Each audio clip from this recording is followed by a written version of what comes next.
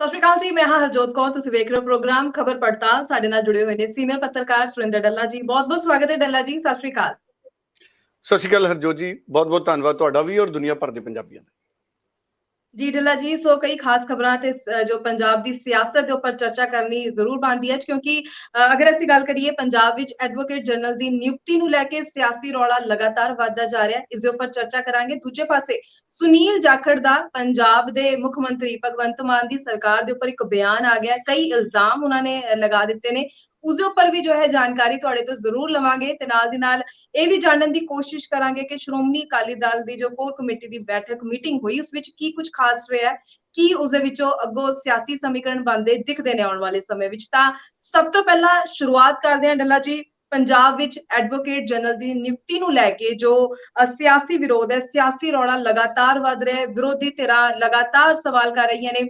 ਅਜੇ ਵਿੱਚ ਕਿਤੇ ਨਾ ਕਿਤੇ ਪਿਛਲੀ ਗੱਲ ਚੇਤੇ ਆਂਦੀ ਹੈ ਜਦੋਂ ਨਵਜੋਤ ਸਿੰਘ ਸਿੱਧੂ ਨੇ ਵੀ ਚਰਨਜੀਤ ਸਿੰਘ ਚੰਨੀ ਦੀ ਸਰਕਾਰ ਵੇਲੇ ਐਡਵੋਕੇਟ ਜਨਰਲ ਨਿਯੁਕਤ ਕੀਤੇ ਗਏ ਸੀ। ਕਈ ਸਵਾਲ ਉਹਨਾਂ ਨੇ ਵੀ ਕੀਤੇ ਸੀ, ਜਿਵੇਂ ਅੱਜ ਦੇ ਸਮੇਂ ਵਿੱਚ ਵਿਰੋਧੀ ਧਿਰਾਂ ਕਰ ਰਹੀਆਂ ਨੇ। ਸੋ ਕਿਸ ਤਰੀਕੇ ਦੀ ਸਿਆਸਤ ਨਜ਼ਰ ਆ ਰਹੀ ਹੈ ਜਿਸ ਤਰ੍ਹਾਂ ਦੇ ਵਿਰੋਧੀ ਧਿਰਾਂ ਇਲਜ਼ਾਮ ਲਗਾ ਰਹੀਆਂ ਨੇ? ਦੇਖੋ, ਪਹਿਲਾਂ ਤਾਂ ਅਸੀਂ ਇੱਕ ਗੱਲ ਨੂੰ ਸਮਝੀਏ। ਜਦੋਂ ਨਵਜੋਤ ਸਿੰਘ ਸਿੱਧੂ ਨੇ ਇਸ ਗੱਲ ਦਾ ਵਿਰੋਧ ਕੀਤਾ ਸੀ ਕਿ ਐਡਵੋਕੇਟ ਜਨਰਲ ਉਹਨਾਂ ਨੂੰ ਨਾ ਲਾਇਆ ਜਾਵੇ, ਜਿਹੜੇ ਕਿਸੇ ਨਾ ਕਿਸੇ ਰੂਪ ਦੇ ਵਿੱਚ ਉਸ ਵੇਲੇ ਸੁਮੇਧ ਸਿੰਘ ਸੈਣੀ ਦੇ ਨਾਲ ਕਾਨੂੰਨੀ ਤੌਰ ਤੇ ਉਹਨਾਂ ਦੇ ਵਕੀਲ ਦੇ ਤੌਰ ਤੇ ਜਾਂ ਸਲਾਹ ਮਸ਼ਵਰੇ ਦੇ ਤੌਰ ਤੇ ਜੁੜੇ ਰਹੇ ਨੇ, ਉਦੋਂ ਕਈ ਲੋਕਾਂ ਨੇ ਵਿਰੋਧ ਕੀਤਾ ਸੀ ਨਵਜੋਤ ਸਿੰਘ ਸਿੱਧੂ ਦਾ। ਕਹਿੰਦੇ ਸੀ ਨਵਜੋਤ ਸਿੰਘ ਸਿੱਧੂ ਸਿਆਸਤ ਕਰ ਰਹੇ ਨੇ। ਚਰਨਜੀਤ ਚੰਨੀ ਤੋਂ ਨਵਜੋਤ ਸਿੰਘ ਸਿੱਧੂ ਮੁੱਖ ਮੰਤਰੀ ਬਣ ਗਏ, ਚਰਨਜੀਤ ਚੰਨੀ, ਤੇ ਨਵਜੋਤ ਸਿੰਘ ਸਿੱਧੂ ਚਰਨਜੀਤ ਚੰਨੀ ਦੇ ਮੁੱਖ ਮੰਤਰੀ ਬਣਨ ਤੇ ਨਾਖੁਸ਼ ਨੇ। ਇਸ ਕਰਕੇ ਨਵਜੋਤ ਸਿੰਘ ਸਿੱਧੂ ਜਿੱਦ ਕਰ ਰਹੇ ਨੇ। ਜਿਹੜੇ ਲੀਡਰ, ਕਈ ਲੀਡਰ ਨੇ ਇਸ ਵਾਰ ਹੁਣ ਉਹ ਵਿਰੋਧ ਕਰ ਰਹੇ ਨੇ ਕਿ ਭਗਵੰਤ ਮਾਨ ਦੀ ਸਰਕਾਰ ਨੇ ਜਿਹੜੇ ਨਵੇਂ ਐਡਵੋਕੇਟ ਜਨਰਲ ਲਾਏ ਨੇ ਉਹ ਬੜੇ ਕਾਬਲ ਨੇ।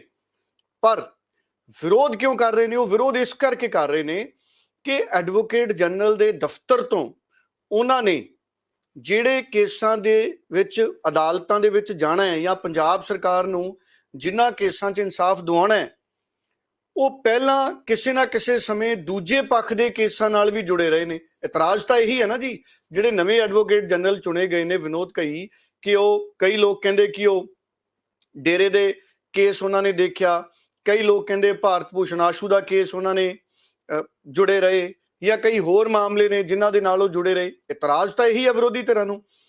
ਹੁਣ ਵਿਰੋਧੀ ਧਿਰਾਂ ਨੂੰ ਉਸ ਵੇਲੇ ਇਹਦਾ ਮਤਲਬ ਇਹ ਹੈ ਕਿ ਪਹਿਲਾਂ ਵੀ ਸਿਆਸਤ ਹੋਈ, ਹੁਣ ਵੀ ਸਿਆਸਤ ਹੋਈ, ਕਿਉਂਕਿ ਉਦੋਂ ਨਵਜੋਤ ਸਿੰਘ ਸਿੱਧੂ ਨੂੰ ਇਹ ਕਿਹਾ ਗਿਆ ਦੂਜੀਆਂ ਧਿਰਾਂ ਵੱਲੋਂ ਕਿ ਨਵਜੋਤ ਸਿੰਘ ਸਿੱਧੂ ਖੁਸ਼ ਨਹੀਂ, ਜਾਣਬੁੱਝ ਕੇ ਅਜਿਹਾ ਕਰ ਰਹੇ ਨੇ ਤਾਂ ਕਿ ਚਰਨਜੀਤ ਚੰਨੀ ਦੀ ਥਾਂ ਤੇ ਉਹ ਆਪ ਮੁੱਖ ਮੰਤਰੀ ਬਣ ਜਾਣ। ਇਹਦਾ ਮਤਲਬ ਹੈ ਇੱਕ ਗੱਲ ਸਾਫ਼ ਹੋ ਗਈ ਕਿ ਨਵਜੋਤ ਸਿੰਘ ਸਿੱਧੂ ਇੱਕ ਬਹੁਤ ਦੂਰ ਦ੍ਰਿਸ਼ਟੀ ਦੇ ਨਾਲ ਪੰਜਾਬ ਦੇ ਹੱਕ ਦੀ ਗੱਲ ਕਰ ਰਹੇ ਸੀ। ਦੇਖੋ, ਦੋ ਗੱਲਾਂ ਨੇ, ਨਾ ਤਾਂ ਪੁਰਾਣੇ ਐਡਵੋਕੇਟ ਜਨਰਲ ਨਾਕਾਬਲ ਸੀ, ਨਾ ਹੋਣ ਵਾਲੇ ਐਡਵੋਕੇਟ ਜਨਰਲ ਨਾਕਾਬਲ ਨੇ। ਕਿਸੇ ਦੀ ਕਾਬਲੀਅਤ ਤੇ ਸਵਾਲ ਨਹੀਂ, ਸਰਕਾਰ ਦੀ ਕਾਬਲੀਅਤ ਤੇ ਸਵਾਲ ਹੈ। ਦੇਖੋ, ਇੱਕ ਜਨ ਭਾਵਨਾ ਹੁੰਦੀ ਹੈ, ਇੱਕ ਸਧਾਰਨ ਜੀ ਭਾਵਨਾ ਹੁੰਦੀ ਹੈ ਕਿ ਤੁਸੀਂ ਜਦੋਂ ਐਡਵੋਕੇਟ ਚੁਣਨਾ ਹੈ। ਦੇਖੋ, ਅਨਮੋਲ ਰਤਨ ਸਿੱਧੂ ਜਦੋਂ ਆਏ ਕਿਸੇ ਨੇ ਕੋਈ ਇਤਰਾਜ਼ ਨਹੀਂ ਪ੍ਰਗਟ ਕੀਤਾ, ਕਿਉਂਕਿ ਅਨਮੋਲ ਰਤਨ ਸਿੱਧੂ ਸਾਹਮਣੇ ਨਹੀਂ ਕਦੀ ਆਇਆ ਕਿ ਉਹ ਅਜਿਹੇ ਮਾਮਲਿਆਂ ਦੇ ਵਿੱਚ ਪਹਿਲਾਂ ਸਰਕਾਰ ਦੇ ਖਿਲਾਫ ਪੇਸ਼ ਹੁੰਦੇ ਹੋਣ ਜਿਹੜੇ ਬਹੁਤ ਅਤ ਮਹੱਤਤਾ ਦੇ ਨੇ। ਜਦਕਿ ਵਿਨੋਦ ਕਈ ਸਾਹਿਬ ਕਈ ਅਜਿਹੇ ਮਾਮਲਿਆਂ ਦੇ ਵਿੱਚ ਜਿਹੜੇ ਵੱਖ-ਵੱਖ ਪੋਲੀਟੀਕਲ ਲੀਡਰ ਨੇ ਉਹਨਾਂ ਬਾਰੇ ਜਾਣਕਾਰੀਆਂ ਕੱਢ ਰਹੇ ਨੇ ਕਿ ਅਤੀ ਮਹੱਤਵਪੂਰਨ ਮਾਮਲਿਆਂ ਦੇ ਵਿੱਚ ਉਹ ਸਰਕਾਰ ਦੇ ਖਿਲਾਫ ਖੜੇ ਰਹੇ ਨੇ ਅਦਾਲਤਾਂ ਦੇ ਵਿੱਚ। ਸੋ ਜਨ ਭਾਵਨਾ, ਆਮ ਤੌਰ ਤੇ ਸਰਕਾਰ ਨੂੰ ਜਨ ਭਾਵਨਾ ਦਾ ਸਤਿਕਾਰ ਕਰਨਾ ਚਾਹੀਦਾ ਹੈ।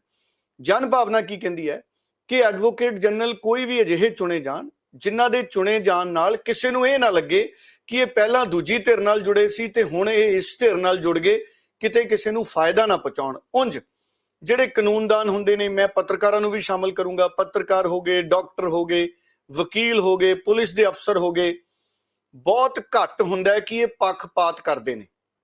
ਪਰ ਕਈ ਵਾਰੀ ਇਹਨਾਂ ਦੀ ਜਿਹੜੀ ਜਾਇਜ਼ ਕਾਰਗੁਜ਼ਾਰੀ ਹੈ ਉਹਨੂੰ ਵੀ ਪੱਖਪਾਤ ਨਾਲ ਜੋੜ ਲਿਆ ਜਾਂਦਾ ਹੈ ਵੀ ਅਗਰ ਇਸ ਪੱਤਰਕਾਰ ਨੇ, ਇਸ ਵਕੀਲ ਨੇ, ਇਸ ਡਾਕਟਰ ਨੇ, ਇਸ ਪੁਲਿਸ ਆਫਿਸਰ ਨੇ ਇਹ ਕਾਰਵਾਈ ਕੀਤੀ ਹੈ ਤਾਂ ਜ਼ਰੂਰ ਇਹਨੇ ਕੋਈ ਨਾ ਕੋਈ ਪੱਖਪਾਤ ਕੀਤਾ ਹੋਊਗਾ। ਇਹ ਮੰਨ ਲਿਆ ਜਾਂਦਾ ਹੈ, ਇਹ ਅਜ਼ਿਊਮ ਪ੍ਰਜ਼ਿਊਮ ਕਰ ਲਿਆ ਜਾਂਦਾ ਹੈ ਕਈ ਵਾਰ। ਇਸ ਚੀਜ਼ ਤੋਂ ਬਚਣ ਦੀ ਲੋੜ ਹੈ। ਇਸੇ ਕਰਕੇ ਜਿਹੜੇ ਐਡਵੋਕੇਟ ਜਨਰਲ ਦੇ ਆਫਿਸ ਨੇ ਕਿਸੇ ਵੀ ਸਟੇਟ ਦੇ, ਉਹਦੇ ਵਿੱਚ ਉਹਨਾਂ ਵਕੀਲ ਸਾਹਿਬਾਨਾਂ ਦੀ ਨਿਯੁਕਤੀ ਕਰ ਲਈ ਜਾਵੇ ਜਿਹੜੇ ਪਿਛਲੇ ਸਮਿਆਂ ਦੇ ਵਿੱਚ ਖੁੱਲ੍ਹ ਕੇ ਸਰਕਾਰ ਦੇ ਖਿਲਾਫ ਅਤੀ ਅਹਿਮ ਮਸਲਿਆਂ ਦੇ ਉੱਤੇ ਨਹੀਂ ਖੜੇ, ਜਾਂ ਉਹਨਾਂ ਤੋਂ ਕੋਈ ਇਸ ਤਰੀਕੇ ਦਾ ਐਫੀਡੇਵਿਟ ਲੈ ਲਿਆ ਜਾਵੇ, ਜਾਂ ਉਹਨਾਂ ਤੋਂ ਇਸ ਤਰੀਕੇ ਦਾ ਕੋਈ ਸਾਰਵਜਨਿਕ ਤੌਰ ਤੇ ਬਿਆਨ ਦਵਾਇਆ ਜਾਵੇ ਕਿ ਜਿਹੜੇ ਪਹਿਲਾਂ ਅਜਿਹੇ ਕੇਸ ਹੈ ਜਿਹੜੇ ਮੈਂ ਸਰਕਾਰ ਦੇ ਖਿਲਾਫ ਲੜ ਰਿਹਾ, ਮੈਂ ਅੱਗੇ ਤੋਂ ਉਹ ਸਾਰੇ ਕੇਸ ਛੱਡ ਰਿਹਾ ਤੇ ਮੈਂ ਉਹਨਾਂ ਕੇਸਾਂ ਦੇ ਵਿੱਚ ਕਿਸੇ ਤਰ੍ਹਾਂ ਦੀ ਕਾਰਵਾਈ ਨਹੀਂ ਕਰੂੰਗਾ।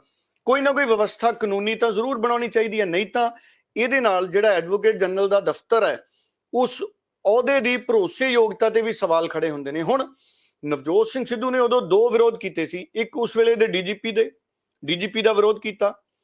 ਉਹ ਇਹ ਵਿਰੋਧ ਕੀਤਾ ਕਿ ਸੁਖਬੀਰ ਸਿੰਘ ਬਾਦਲ ਹੋਣਾ ਦੀ ਸਰਕਾਰ ਵੇਲੇ ਉਹ ਉੱਚ ਅਹੁਦਿਆਂ ਤੇ ਰਹੇ ਤੇ ਤੁਸੀਂ ਚਰਨਜੀਤ ਚੰਨੀ ਜੀ ਦੀ ਜਦੋਂ ਮੁੱਖ ਮੰਤਰੀ ਬਣੇ ਤੇ ਮੰਨਿਆ ਇਹ ਜਾਂਦਾ ਸੀ ਕਿ ਅਕਾਲੀ ਦਲ ਦੇ ਰਾਜ ਦੇ ਵਿੱਚ ਬਹੁਤ ਸਾਰੀਆਂ ਅਜਿਹੀਆਂ ਕਮੀਆਂ ਸੀ ਚਰਨਜੀਤ ਚੰਨੀ ਜਿਨ੍ਹਾਂ ਨੂੰ ਨਿਬੇੜਨਗੇ, ਕਿਉਂਕਿ ਕੈਪਟਨ ਅਮਰਿੰਦਰ ਬਾਰੇ ਤਾਂ ਇਹ ਇਲਜ਼ਾਮ ਲੱਗਦੇ ਸੀ ਕਿ ਉਹ ਤਾਂ ਘਿਓ ਖਿਚੜੀ ਨੇ ਅਕਾਲੀਆਂ ਨਾਲ। ਕੈਪਟਨ ਅਮਰਿੰਦਰ ਤੇ ਤਾਂ ਇਲਜ਼ਾਮ ਨਵਜੋਤ ਸਿੰਘ ਸਿੱਧੂ ਵੀ ਲਾਉਂਦੇ ਸੀ, 75-25 ਦੇ ਵੀ ਲਾਉਂਦੇ ਸੀ ਤੇ ਦੂਸਰੇ ਲੀਡਰ ਵੀ ਲਾਉਂਦੇ ਸੀ, ਉਹ ਤਾਂ ਭਗਵੰਤ ਮਾਨ ਸਾਹਿਬ ਵੀ ਲਾਉਂਦੇ ਸੀ, ਆਮ ਆਦਮੀ ਪਾਰਟੀ ਵਾਲੇ ਵੀ ਲਾਉਂਦੇ ਸੀ। ਇਹ ਤਾਂ ਇਹ ਇਲਜ਼ਾਮ ਲਾਉਂਦੇ ਸੀ ਹਰਜੋਤ ਜੀ ਵੀ ਕੈਪਟਨ ਅਮਰਿੰਦਰ ਔਰ ਅਕਾਲੀ ਤਾਂ ਇਕੱਠੇ ਨੇ ਅੰਦਰੋਂ। ਸੋ ਇਸ ਕਰਕੇ ਗੱਲ ਸਿਰਫ ਇਲਜ਼ਾਮਾਂ ਦੀ ਹੈ। ਹੁਣ ਤੁਸੀਂ ਦੇਖੋ ਜਿਹੜੇ ਨਵੇਂ ਐਡਵੋਕੇਟ ਜਨਰਲ ਆਏ ਨੇ ਬੜੇ ਕਾਬਲ ਨੇ, ਬਹੁਤ ਪੁਰਾਣੇ ਵਕੀਲ ਨੇ, 1999 ਦੇ ਪੰਜਾਬ ਤੇ ਹਰਿਆਣਾ ਹਾਈ ਕੋਰਟ ਦੇ ਵਕੀਲ ਨੇ, ਪਰ ਵਿਰੋਧੀ ਮੁੱਦਾ ਇਸ ਕਰਕੇ ਬਣਾ ਰਹੇ ਨੇ ਕਿ ਉਹ ਬਹੁਤ ਸਾਰੇ ਅਜਿਹੇ ਮਾਮਲਿਆਂ 'ਚ ਸਰਕਾਰ ਦੇ ਖਿਲਾਫ ਪੱਖ ਪੇਸ਼ ਹੁੰਦੇ ਰਹੇ ਨੇ।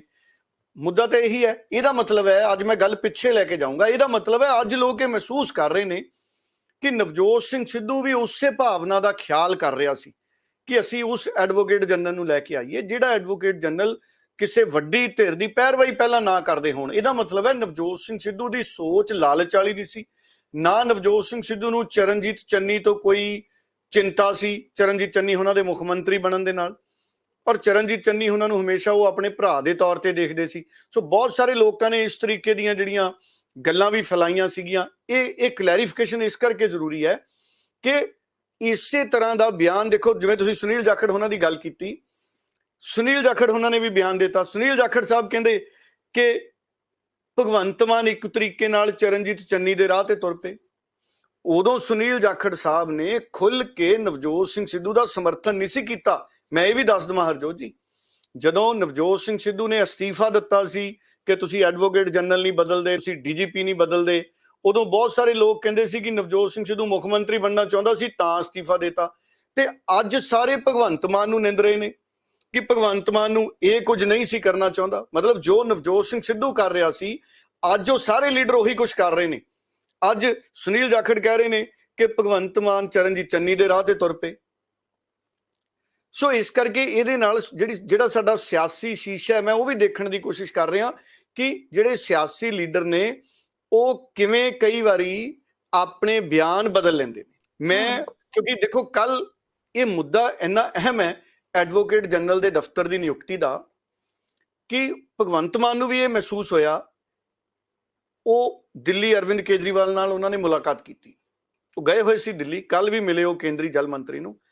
ਕੱਲ ਜਦੋਂ ਭਗਵੰਤ ਮਾਨ ਸਾਹਿਬ ਪੱਤਰਕਾਰਾਂ ਨਾਲ ਗੱਲਬਾਤ ਕਰ ਰਹੇ ਸੀ ਉਹਨਾਂ ਨੇ ਐਡਵੋਕੇਟ ਜਨਰਲ ਉਹਨਾਂ ਦਾ ਨਾਮ ਸਹੀ ਨਹੀਂ ਪ੍ਰੋਨਾਉਂਸ ਕੀਤਾ ਤੇ ਵਿਰੋਧੀ ਧਿਰਾਂ ਨੇ ਇਹਨੂੰ ਵੀ ਮੁਕਾਬਲੇ 'ਚ ਹਮਲਾ ਬਣਾ ਲਿਆ।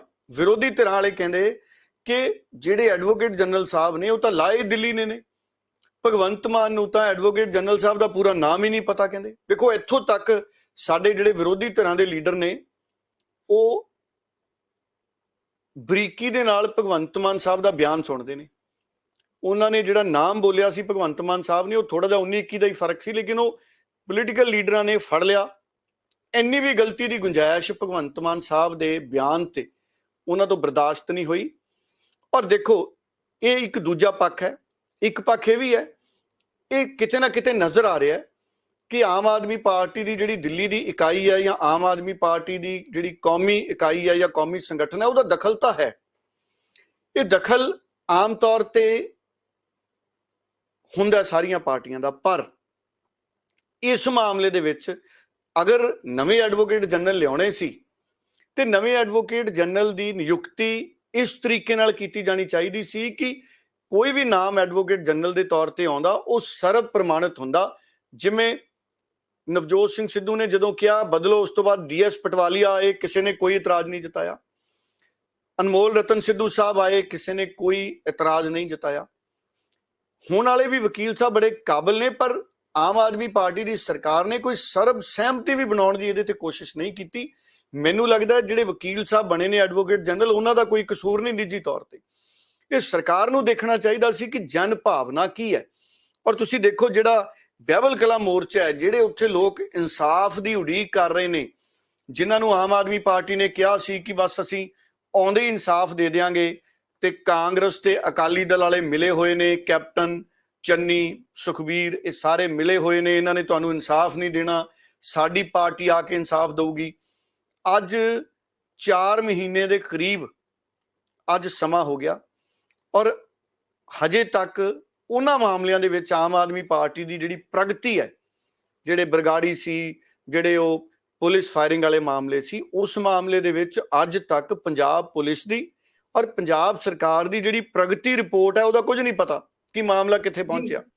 ਔਰ ਐਡਵੋਕੇਟ ਜਨਰਲ ਫੇਰ ਬਦਲ ਗਏ। ਇਸ ਕਰਕੇ ਉਹਨਾਂ ਨੇ ਨਾਰਾਜ਼ਗੀ ਪ੍ਰਗਟ ਕੀਤੀ ਹੈ। ਬਹਿਬਲ ਕਲਾਂ ਮੋਰਚੇ ਤੇ ਬੈਠੇ ਜਿਹੜੇ ਪੀੜਤਾਂ ਦੇ ਪਰਿਵਾਰ ਨੇ, ਉਹਨਾਂ ਨੇ ਵੀ ਵਿਰੋਧ ਕਰਤਾ। ਇਹਦਾ ਮਤਲਬ ਕੀ ਹੈ? ਇੱਕ ਵਾਰੀ ਫੇਰ ਪੰਜਾਬ ਦੇ ਵਿੱਚ ਐਡਵੋਕੇਟ ਜਨਰਲ ਦੀ ਨਿਯੁਕਤੀ ਇੱਕ ਸਿਆਸੀ ਤੇ ਵਿਵਾਦਿਤ ਮੁੱਦਾ ਬਣ ਗਈ ਔਰ ਇਸ ਨਿਯੁਕਤੀ ਨੇ ਕਿਤੇ ਨਾ ਕਿਤੇ ਭਗਵੰਤ ਮਾਨ ਦੀ ਸਰਕਾਰ ਦਾ ਜਿਹੜਾ ਫੈਸਲੇ ਲੈਣ ਦੀ ਜਿਹੜੀ ਤਾਕਤ ਹੈ, ਮਕੈਨਿਜ਼ਮ ਹੈ ਜਿਹੜਾ, ਉਸ ਮਕੈਨਿਜ਼ਮ ਦੇ ਉੱਤੇ ਸਵਾਲ ਖੜੇ ਕਰਤੇ ਔਰ ਇਹਦੇ ਨਾਲ ਇੱਕ ਵੱਡੀ ਚੁਣੌਤੀ ਭਗਵੰਤ ਮਾਨ ਦੇ ਅੱਗੇ ਵੀ ਆ ਗਈ। ਹੁਣ ਲੋਕ ਇਹ ਸਵਾਲ ਪੁੱਛਦੇ ਨੇ ਕਿ ਨਵੇਂ ਐਡਵੋਕੇਟ ਜਨਰਲ ਭਗਵੰਤ ਮਾਨ ਨੇ ਚੁਣੇ ਨੇ ਜਾਂ ਸ਼ੁੱਧ ਰੂਪ ਚ ਦਿੱਲੀ ਨੇ ਚੁਣੇ ਨੇ ਜਾਂ ਦੋਵਾਂ ਨੇ ਬਹਿ ਕੇ ਚੁਣੇ ਨੇ। ਇਸੇ ਕਰਕੇ ਭਗਵੰਤ ਮਾਨ ਦਿੱਲੀ ਗਏ, ਅਰਵਿੰਦ ਕੇਜਰੀਵਾਲ ਦੇ ਨਾਲ ਉਹਨਾਂ ਨੇ ਸਲਾਹ ਮਸ਼ਵਰਾ ਕੀਤਾ। ਨਿਸ਼ਚਿਤ ਤੌਰ ਤੇ ਬਹਿਬਲ ਕਲਾਂ ਮਾਮਲੇ ਦਾ ਔਰ ਐਡਵੋਕੇਟ ਜਨਰਲ ਸਾਹਿਬ ਦੀ ਨਿਯੁਕਤੀ ਦੇ ਮਾਮਲੇ ਤੇ ਜ਼ਰੂਰ ਗੱਲਬਾਤ ਹਰਜੋਤ ਜੀ ਹੋਈ ਹੋਣੀ ਹੈ, ਕਿਉਂਕਿ 31 ਜੁਲਾਈ ਨੂੰ ਸਿੱਖ ਸੰਗਠਨਾਂ ਨੇ ਮੀਟਿੰਗ ਬੁਲਾਈ ਹੈ। 31 ਜੁਲਾਈ ਨੂੰ ਪੰਜਾਬ ਭਰ ਦੇ ਜਿਹੜੇ ਸਿੱਖ ਸੰਗਠਨ ਨੇ ਉਹ ਪਹੁੰਚਣਗੇ ਬਹਿਬਲ ਕਲਾਂ, ਜਿੱਥੇ ਇਨਸਾਫ ਮੋਰਚਾ ਚੱਲ ਰਿਹਾ ਹੈ। ਔਰ ਨਵੇਂ ਐਡਵੋਕੇਟ ਦੀ ਨਿਯੁਕਤੀ ਤੋਂ ਬਾਅਦ ਵੱਧ ਸਿੱਖ ਸੰਗਠਨ ਉੱਥੇ ਮੈਨੂੰ ਲੱਗਦਾ ਪਹੁੰਚਣਗੇ। ਜਿਹੜੇ ਕਿਤੇ ਕਿਸੇ ਦੂਰ ਦਰਾਡੇ ਵੀ ਸਿੱਖ ਸੰਗਠਨਾਂ ਦੇ ਆਗੂ ਗਏ ਨੇ, ਉਹਨਾਂ ਨੇ ਵੀ ਮੁੜੇ ਆਉਣਾ, ਕਿਉਂਕਿ ਇਹ ਮਸਲਾ ਇੱਕ ਵਾਰੀ ਫੇਰ ਅਤੀ ਅਹਿਮ ਬਣ ਗਿਆ ਤੇ ਇਹ ਪੰਜਾਬ ਦੇ ਵਿੱਚ ਇੱਕ ਵਾਰੀ ਫੇਰ ਸਿਆਸੀ ਮੁੱਦਾ ਬਣੂਗਾ ਕਿ ਸਰਕਾਰਾਂ ਵੱਡੇ ਵੱਡੇ ਦਾਅਵੇ ਕਰਦੀਆਂ ਨੇ। ਆਮ ਆਦਮੀ ਪਾਰਟੀ ਵਾਲੇ ਕਹਿੰਦੇ ਅਸੀਂ 15 ਅਗਸਤ ਤੱਕ 75 ਮੁਹੱਲਾ ਕਲੀਨਿਕ ਵੀ ਬਣਾ ਦੇਣੇ। ਉਹ ਕਹਿੰਦੇ ਜੀ ਦੇਖੋ ਅਸੀਂ ਬਿਜਲੀ ਸਕੀਮ ਵੀ ਮੁਫਤ ਕਰਤੀ, ਮਾਈਨਿੰਗ ਵੀ ਅਸੀਂ ਖਤਮ ਕਰਤੀ ਗੈਰ ਕਾਨੂੰਨੀ। ਪਰ ਇਹ ਮਸਲਾ ਜਿਹੜਾ ਸਾਡੀਆਂ ਸਾਰੀਆਂ ਦੀਆਂ ਜ਼ਿੰਦਗੀਆਂ ਨਾਲ ਜੁੜਿਆ, ਭਾਵਨਾਵਾਂ ਨਾਲ, ਸਾਹਾਂ ਨਾਲ, ਆਸਥਾ ਨਾਲ ਜੁੜਿਆ, ਇਹ ਮਸਲਾ ਕਿਉਂ ਨਹੀਂ ਹੱਲ ਹੋ ਰਿਹਾ? ਔਰ ਇਸੇ ਦੇ ਵਿਰੋਧ ਦੇ ਵਿੱਚ ਹੁਣ 31 ਜੁਲਾਈ ਨੂੰ ਜਿਹੜੇ ਵੱਖ-ਵੱਖ ਸਿੱਖ ਸੰਗਠਨ ਨੇ ਉਹਨਾਂ ਨੇ ਇਕੱਠੇ ਹੋਣਾ ਹੈ ਹਰਜੋਤ ਜੀ। ਔਰ ਇਹ ਮਸਲਾ ਇੱਕ ਵਾਰ ਫੇਰ ਪੰਜਾਬ ਸਰਕਾਰ ਦੇ ਲਈ ਇੱਕ ਵੱਡਾ ਸਿਆਸੀ ਮੁੱਦਾ ਬਣੂਗਾ, ਜਿਵੇਂ ਕੈਪਟਨ ਦੇ ਲਈ ਬਣਿਆ ਸੀ ਤੇ ਜਿਵੇਂ ਅਕਾਲੀ ਦਲ ਦੇ ਲਈ ਬਣਿਆ ਸੀ, ਮੈਨੂੰ ਇੰਜ ਲੱਗਦਾ। ਜੀ ਬਿਲਕੁਲ ਤੁਸੀਂ ਸਹੀ ਗੱਲ ਕਹੀ। ਆਪਾਂ ਇਸ ਖਬਰ ਦੇ ਉੱਪਰ ਵੀ ਚਰਚਾ ਜ਼ਰੂਰ ਕਰਾਂਗੇ, ਪਰ ਜਿਵੇਂ ਕਿ ਆਪਾਂ ਪਹਿਲਾਂ ਵੀ ਜ਼ਿਕਰ ਤੁਸੀਂ ਕੀਤਾ ਕਿ ਜੋ ਸੁਨੀਲ ਜਾਖੜ ਦਾ ਬਿਆਨ ਆਇਆ ਕਿ ਭਗਵੰਤ ਮਾਨ ਦੀ ਸਰਕਾਰ ਜੋ ਹੈ ਵੀ ਚਰਨਜੀਤ ਚੰਨੀ ਦੀ ਸਰਕਾਰ ਦੀ ਰਾਹ ਤੇ ਚੱਲਦੀ ਨਜ਼ਰ ਆ ਰਹੀ ਹੈ। ਸੋ ਆਮ ਲੋਕਾਂ ਵੱਲੋਂ ਵੀ ਕਈ ਇਲਜ਼ਾਮ ਹੋਣੇ ਤੋਂ ਜੋ ਹੈ ਅਸੀਂ ਕਹੀਏ ਕਿ 4 ਮਹੀਨੇ ਦੀ ਕੰਮ ਕਾਜ ਕਰਨ ਤੋਂ ਬਾਅਦ ਇੰਨੇ ਵਿਰੋਧ ਹੋਣਾ, ਇੰਨੇ ਇਲਜ਼ਾਮ ਲੱਗਣੇ ਜਾਂ ਤੁਲਨਾ ਕਰ ਦਿੱਤੀ ਜਾਣੀ ਕਿ ਚਰਨਜੀਤ ਚੰਨੀ ਦੀ ਸਰਕਾਰ ਦੀ ਰਾਹ ਤੇ ਤੁਰ ਰਹੀ ਹੈ, ਤਾਂ ਕੀ ਲੱਗਦਾ ਕਿ ਇੰਨੀ ਛੇਤੀ ਆਂਕ ਲੈਣਾ ਚਾਹੀਦਾ ਇਸ ਤਰੀਕੇ ਨਾਲ ਕਿ ਥੋੜਾ ਹੋਰ ਵਕਤ ਨਹੀਂ ਦੇਣਾ ਚਾਹੀਦਾ ਭਗਵੰਤ ਮਾਨ ਦੀ ਸਰਕਾਰ ਨੂੰ ਕਿ ਪਤਾ ਚੱਲ ਸਕੇ ਕਿ ਵਾਕਈ ਉਹ ਕੁਝ ਹਟ ਕੇ ਕਰ ਪਾ ਰਹੇ ਨੇ ਕਿ ਨਹੀਂ, ਜੋ ਵਾਅਦੇ ਜੋ ਦਾਅਵੇ ਉਹਨਾਂ ਨੇ ਸਰਕਾਰ ਬਣਨ ਤੋਂ ਪਹਿਲਾਂ ਕੀਤੇ ਸੀ? ਹਰਜੋਤ ਜੀ, ਇਮਤਿਹਾਨ 1 ਸਾਲ ਬਾਅਦ ਹੁੰਦੇ ਨੇ, ਪੱਕੇ ਪੇਪਰ ਜਿਹਨੂੰ ਕਹਿੰਦੇ ਨੇ, ਲੇਕਿਨ ਕੱਚੇ ਪੇਪਰ ਆਮ ਤੌਰ ਤੇ 3 ਮਹੀਨਿਆਂ ਬਾਅਦ ਹੁੰਦੇ ਸੀ। ਤੇ ਸਾਡੇ ਅਧਿਆਪਕ ਕਹਿੰਦੇ ਹੁੰਦੇ ਸੀ ਵੀ ਜੇ ਤੁਹਾਡੇ ਕੱਚੇ ਪੇਪਰਾਂ 'ਚ ਨੰਬਰ ਨਹੀਂ ਆਏ ਤੇ ਤੁਹਾਨੂੰ ਅੱਗੇ ਜਾ ਕੇ ਦਿੱਕਤ ਹੋਊਗੀ। ਸੋ ਜੇ ਪਹਿਲੇ 3-4 ਮਹੀਨਿਆਂ 'ਚ ਆਮ ਆਦਮੀ ਪਾਰਟੀ ਦੀ ਸਰਕਾਰ ਇਹ ਭਰੋਸਾ ਦਿਵਾਉਣ 'ਚ ਸਫਲ ਨਹੀਂ ਹੋ ਰਹੀ ਕਿ ਉਹ ਇੱਕ ਸਰਕਾਰ ਦੇ ਤੌਰ ਤੇ ਕੰਮ ਕਰ ਰਹੀ ਹੈ, ਉਹਦੇ 'ਚ ਕੋਈ ਬਿਨਾਂ ਸੋਚ ਵਿਚਾਰ ਤੇ ਬਿਨਾਂ ਨੀਤੀਗਤ ਫੈਸਲੇ ਨਹੀਂ ਹੋ ਰਹੇ, ਤਾਂ ਇਹਦਾ ਮਤਲਬ ਹੈ ਅਗਰ ਇਸ ਤਰੀਕੇ ਦਾ ਪ੍ਰਭਾਵ ਗਿਆ ਕਿ ਨੀਤੀਆਂ ਇੰਨੀਆਂ ਚੰਗੀਆਂ ਨਹੀਂ, ਜੇ ਇਹ ਪ੍ਰਭਾਵ ਗਿਆ ਕਿ ਗੈਰ ਜ਼ਰੂਰੀ ਦਖਲ ਹੈ ਦਿੱਲੀ ਦਾ, ਗੈਰ ਜ਼ਰੂਰੀ ਕਹਿ ਰਿਹਾ ਮੈਂ, ਤਾਂ ਉਹਦੇ ਨਾਲ ਨੁਕਸਾਨ ਹੋਊਗਾ। ਸੋ ਇਹ 3 ਮਹੀਨਿਆਂ ਦਾ ਜਿਹੜਾ ਇੱਕ ਮੈਂ ਕਹੂੰਗਾ ਇੱਕ ਨੈਗੇਟਿਵ ਇਮੇਜ ਦਾ ਬੈਕਲੌਗ ਬਣ ਗਿਆ ਆਮ ਆਦਮੀ ਪਾਰਟੀ ਦਾ। ਇਹ ਵੱਧਦਾ ਜਾਣਾ ਹੈ, ਇਹ ਨੈਗੇਟਿਵ ਇਮੇਜ ਦਾ ਬੈਕਲੌਗ ਵੱਧਦਾ ਜਾਣਾ। ਇਹਨੂੰ ਐਂਟੀ ਇਨਕੰਬੈਂਸੀ ਕਹਿ ਦਿੰਦੇ ਆ। ਆਮ ਤੌਰ ਤੇ ਜਿਹੜੀ ਐਂਟੀ ਇਨਕੰਬੈਂਸੀ ਹੈ ਉਹ ਚੋਣਾਂ ਤੋਂ ਪਹਿਲਾਂ ਦੇਖੀ ਜਾਂਦੀ ਹੈ, ਜਦੋਂ ਚੋਣਾਂ 4-5 ਮਹੀਨੇ ਦੀਆਂ ਰਹਿ ਜਾਂਦੀਆਂ ਨੇ। ਪਰ ਹੁਣ ਜਿਹੜਾ ਸਮਾਂ ਹੈ, ਹੁਣ ਕਾਰਪੋਰੇਸ਼ਨ ਦੀਆਂ ਚੋਣਾਂ ਵੀ ਹੋਣੀਆਂ ਨੇ ਆਉਣ ਵਾਲੇ ਸਮੇਂ 'ਚ, ਨਗਰ ਨਿਗਮਾਂ ਦੀਆਂ ਵੀ ਹੋਣੀਆਂ ਨੇ, ਫਿਰ 2024 ਵੀ ਨੇੜੇ ਖੜੀ ਹੈ। ਇਸ ਕਰਕੇ ਮੈਂ ਇਹ ਕਹੂੰਗਾ ਕਿ ਸੰਗਰੂਰ ਚੋਣਾਂ 'ਚ ਤਾਂ ਅਸੀਂ ਐਂਟੀ ਇਨਕੰਬੈਂਸੀ ਦੇਖ ਹੀ ਲਈ।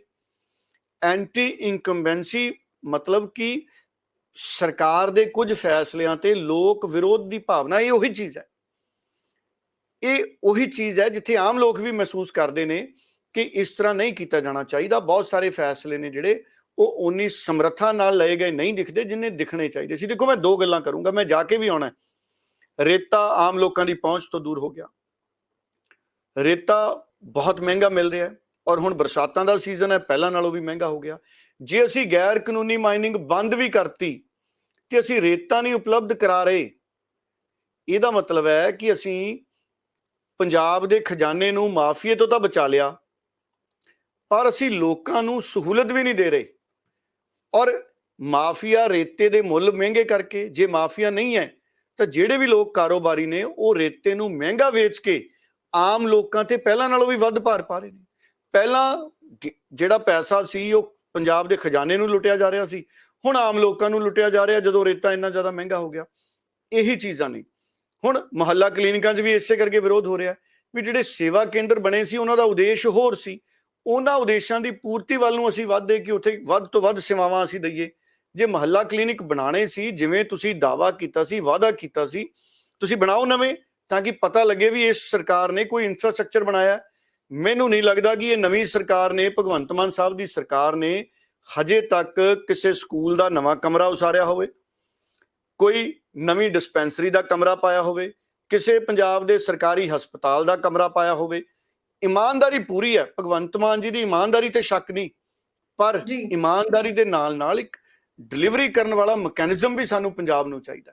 ਸੋ ਇਸ ਕਰਕੇ ਆਪਾਂ ਸਾਈਕਲ ਚਲਾਈਏ ਨਾ, ਆਪਾਂ ਕਹੀਏ ਸਾਈਕਲ ਦੀ ਐਵਰੇਜ ਬਹੁਤ ਵਧੀਆ ਜਾਂ ਸਕੂਟਰ ਦੀ ਵੀ, ਇਹ ਸਕੂਟਰ ਦੀ ਐਵਰੇਜ ਬਹੁਤ ਵਧੀਆ, ਪਰ ਅਸੀਂ ਚਲਾਉਣਾ ਨਹੀਂ ਕਿਉਂਕਿ ਸਾਡੇ ਕੋਲੇ ਡੀਜ਼ਲ ਜੋਗੇ, ਪੈਟਰੋਲ ਜੋਗੇ ਪੈਸੇ ਹੈ ਨਹੀਂ।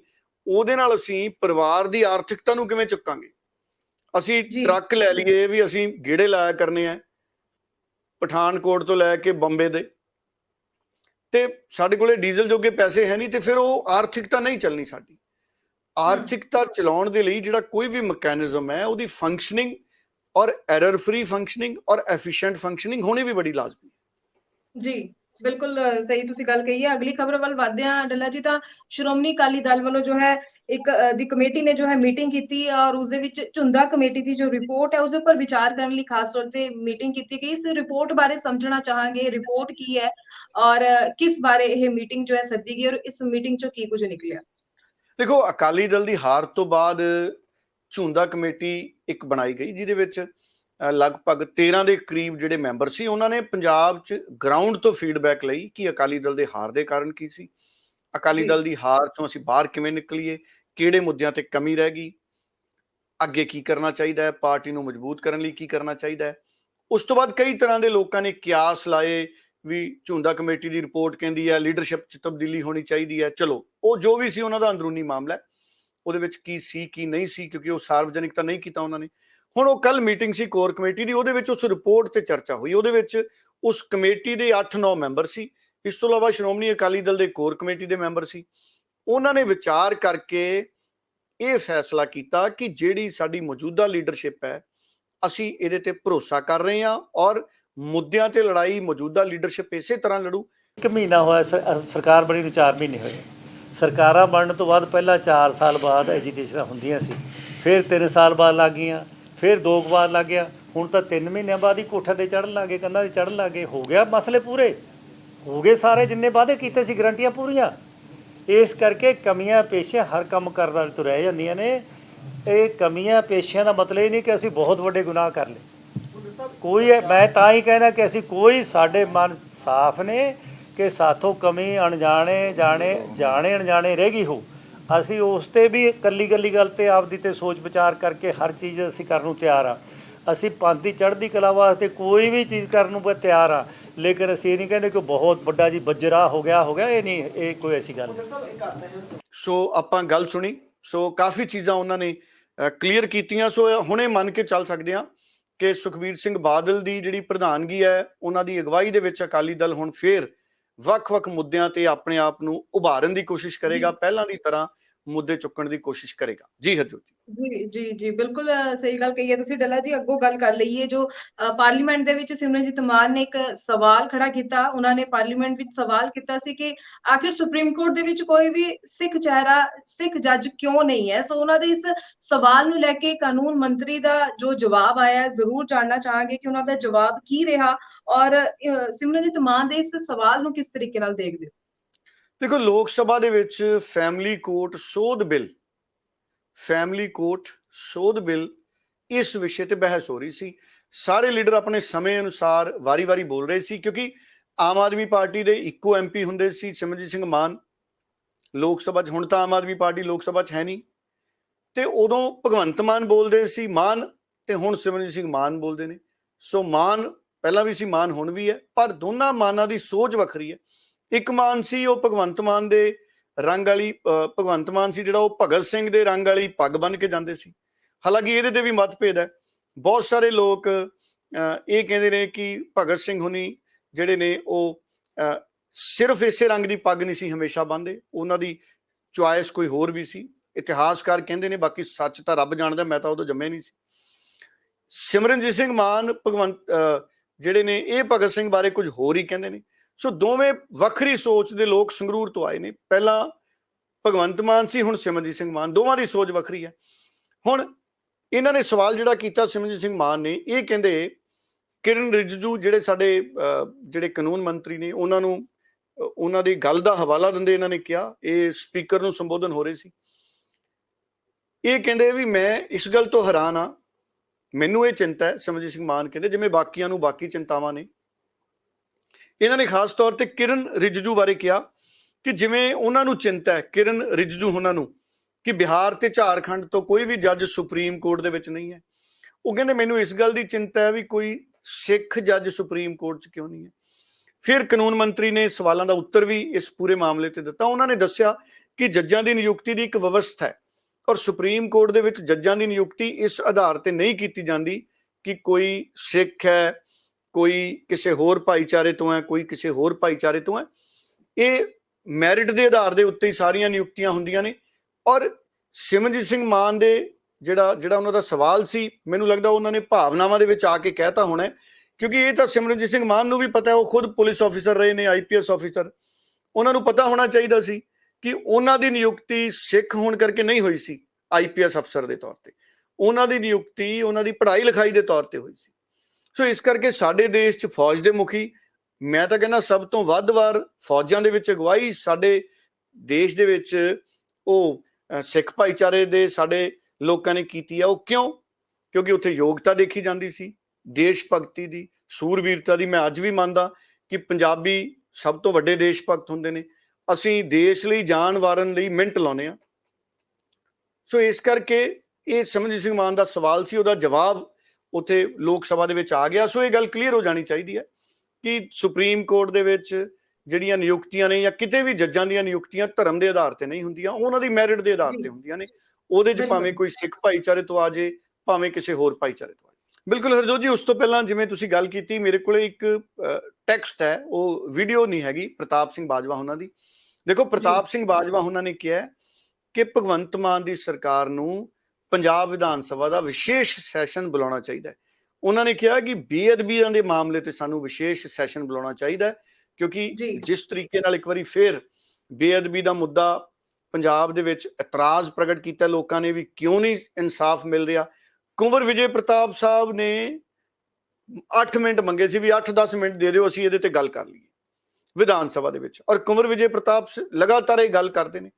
ਹੁਣ 31 ਜੁਲਾਈ ਨੂੰ ਜਿਵੇਂ ਮੀਟਿੰਗ ਹੈ ਸਾਰੇ ਸਿੱਖ ਸੰਗਠਨਾਂ ਦੀ, ਉਸ ਤੋਂ ਪਹਿਲਾਂ ਪ੍ਰਤਾਪ ਬਾਜਵਾ ਨੇ ਕਿਹਾ ਕਿ ਬੇਅਦਬੀ ਦੇ ਮਸਲਿਆਂ ਤੇ ਵਿਸ਼ੇਸ਼ ਸੈਸ਼ਨ ਬੁਲਾਉਣਾ ਚਾਹੀਦਾ। ਸੋ ਹੁਣ ਦੇਖਦੇ ਹਾਂ ਵੀ ਕੀ ਭਗਵੰਤ ਮਾਨ ਸਾਹਿਬ ਦੀ ਸਰਕਾਰ ਸੈਸ਼ਨ ਬੁਲਾਉਂਦੀ ਹੈ।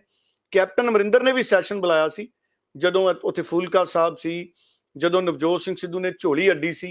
ਸੋ ਕੈਪਟਨ ਅਮਰਿੰਦਰ ਸਿੰਘ ਦਾ ਜਿਹੜਾ ਸੈਸ਼ਨ ਸੀ ਉਹਦਾ ਕੋਈ ਨਤੀਜਾ ਨਹੀਂ ਨਿਕਲਿਆ। ਉਹਨਾਂ ਨੇ ਸਿੱਟ ਸੁੱਟ ਬਣਾਈ ਸੀ, ਪਰ ਕੈਪਟਨ ਅਮਰਿੰਦਰ ਇਨਸਾਫ ਨਹੀਂ ਦੇ ਸਕੇ।